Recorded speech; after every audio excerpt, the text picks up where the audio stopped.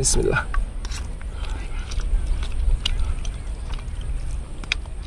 আমও দেখা দেখা আম, হ্যাঁ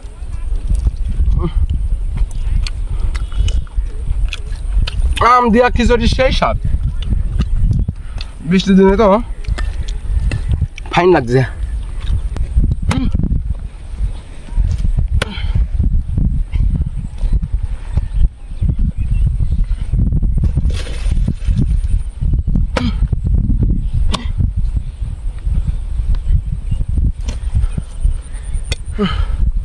আসসালামু আলাইকুম।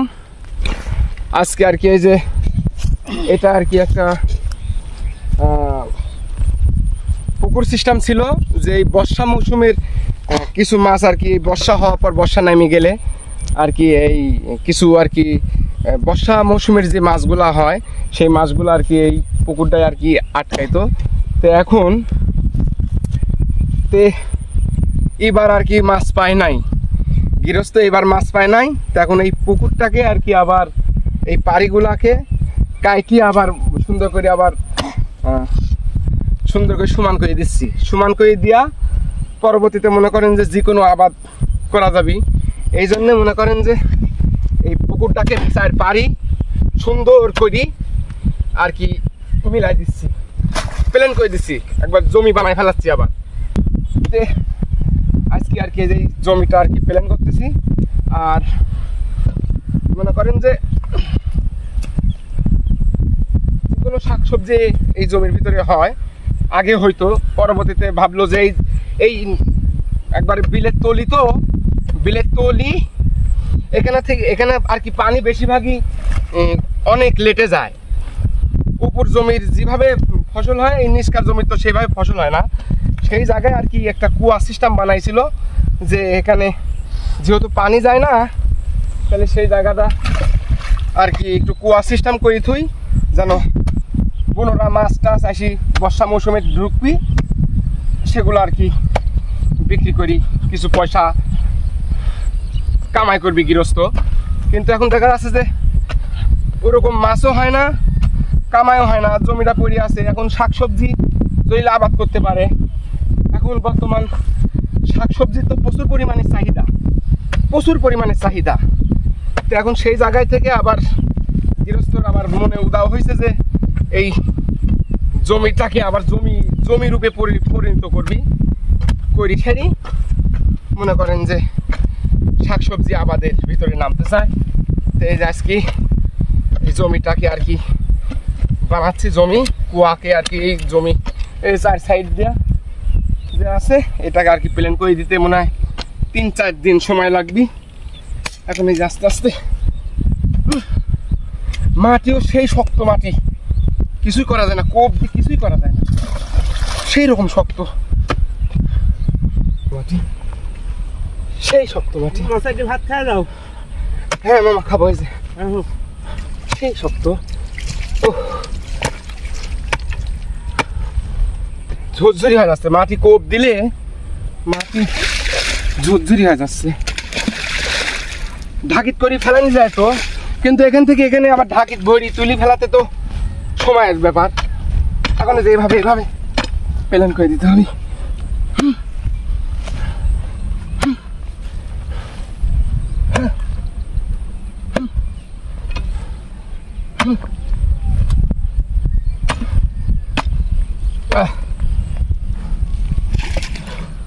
মাটি কোপ দিলে ঝুরি হয়ে যাচ্ছে।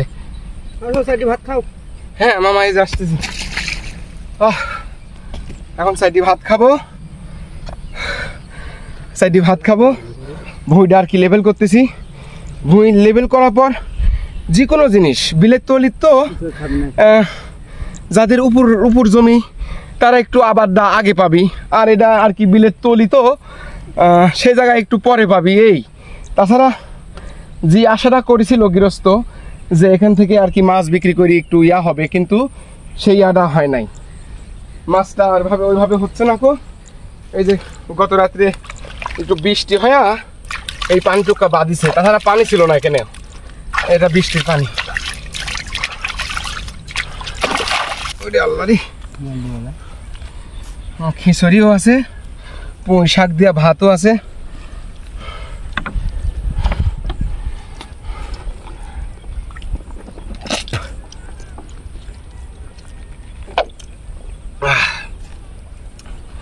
এই খিচুড়িটুকু খাই। বৃষ্টির দিনে খিচুড়ি আর আম দিয়া রান্না করলে আসলে সেই যা স্বাদ লাগে।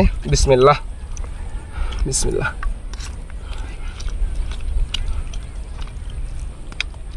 আমও ডেকা ডেকা আম। হ্যাঁ,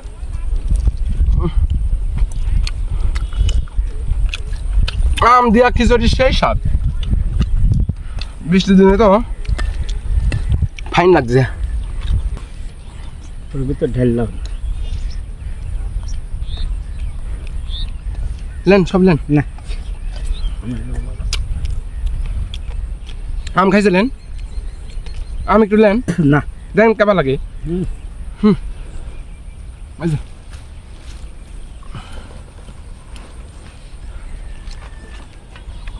কালকে বৃষ্টি হয়ে গেল কিন্তু গরমের মাত্রাটা যায় নাই, সেই রকম ধাপাইছি গরম হয়ে আছে।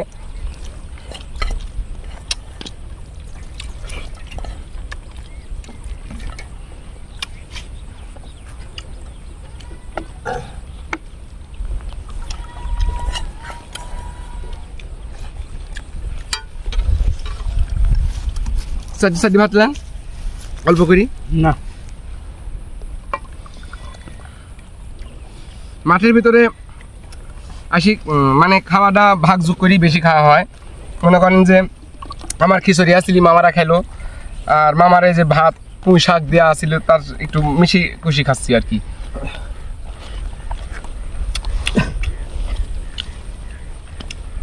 পুঁই শাক দিয়ে ভাত খাতেও সেই স্বাদ লাগে।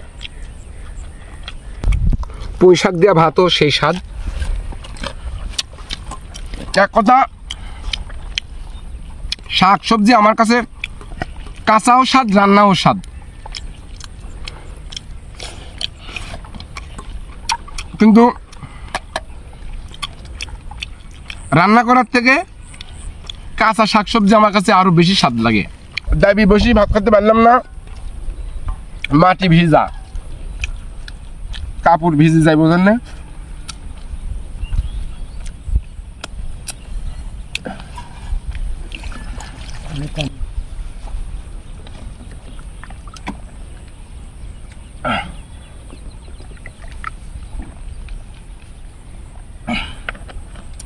আলহামদুলিল্লাহ, আল্লাহ যা খাওয়াইছেন লাখো শুক্রিয়া।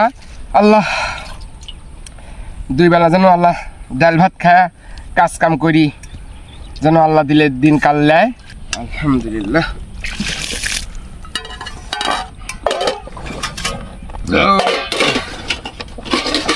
কি মুখে বাটি দিছিলি না?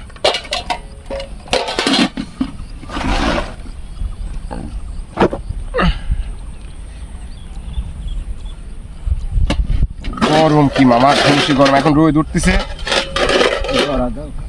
সেই গরম উঠতে হচ্ছে।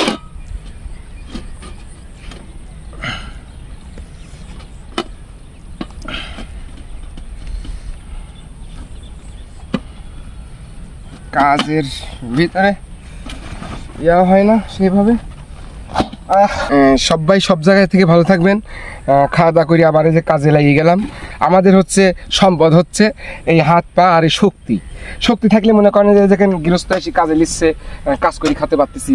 আর শক্তি না থাকলে তো কাজে নিল না নি গৃহস্থ। আল্লাহ তাআলা যেন সবাইকে সুস্থ রাখেন, ভালো রাখেন, নিরাপদে রাখেন। এই পর্যন্তই। আসসালামু আলাইকুম।